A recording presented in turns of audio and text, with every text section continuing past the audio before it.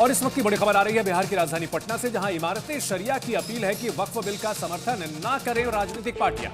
देखिए, वक्फ को खत्म करने की साजिश हो रही है, ये कहना है सरकार इस बिल को वापस ले, इस बिल में कई खामियां हैं, ये कहना है इमारतें शरिया का। कई मुस्लिम संगठन हैं जो कि इस बिल का विरोध कर रहे हैं और मांग कर रहे हैं कि राजनीतिक पार्टियां इसका समर्थन बिल्कुल ना करें।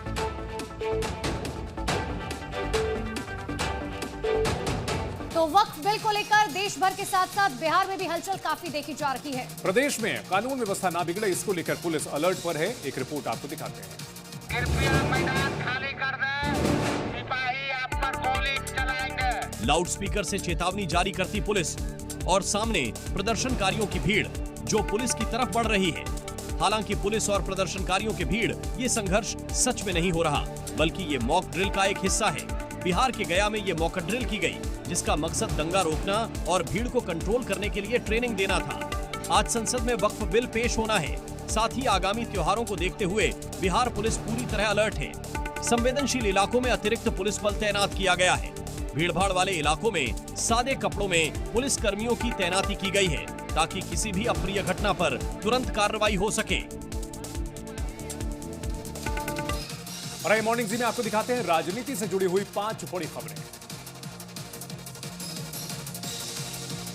मध्य प्रदेश में लंबे समय से सहकारी समितियों के चुनाव न कराए जाने का मुद्दा राज्यसभा में उठा। पूर्व सीएम और कांग्रेस के सांसद दिग्विजय सिंह ने राज्यसभा में कहा, राज्य में सहकारी समितियों के चुनाव नहीं हो रहे। नियम के मुताबिक 5 साल में चुनाव कराए जाने चाहिए, लेकिन प्रशासक यहां पर बिठा दिए गए। साथ ही उन्होंने सहकारी बैंकों में बड़े घोटाले का आरोप लगाया। कांग्रेस नेता राहुल गांधी ने मोदी सरकार पर आदिवासियों की अनदेखी का आरोप लगाया। साथ ही उन्होंने सरकार से सुप्रीम कोर्ट में वन अधिकार अधिनियम का बचाव करने के लिए तेजी से कदम उठाने की अपील की। राहुल गांधी ने कहा कि सरकार वन अधिकार अधिनियम की अवहेलना कर रही है, जिससे लाखों आदिवासी अपनी पारंपरिक जमीन से बेदखली की कगार पर हैं। बिहार में नेता प्रतिपक्ष तेजस्वी यादव ने अमित शाह पर तीखा वार किया। उन्होंने कहा कि चुनाव कब होंगे ये बीजेपी के हाथ में है। जब बीजेपी इशारा करेगी तो चुनाव आयोग तारीख घोषित कर देगा। तेजस्वी यही नहीं रुके, उन्होंने कहा कि अमित शाह पीएम के बाद सबसे पावरफुल नेता है। दुख होता है कि गृह मंत्री के पास आंकड़े सही नहीं है, केवल लालू जी को कोसते हैं और जंगल राज कहते हैं।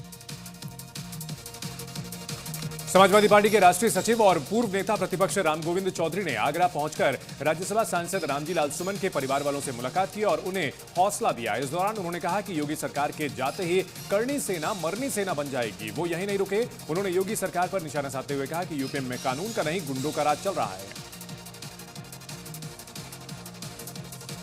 वक्फ संशोधन बिल को लेकर जन स्वराज पार्टी के संस्थापक प्रशांत किशोर ने पीएम मोदी और बिहार के सीएम पर निशाना साधा और कहा कि सरकार जल्दी में तुष्टीकरण की राजनीति के लिए इस कानून को बना रखी है। सरकार को लोकसभा में बहुमत नहीं है।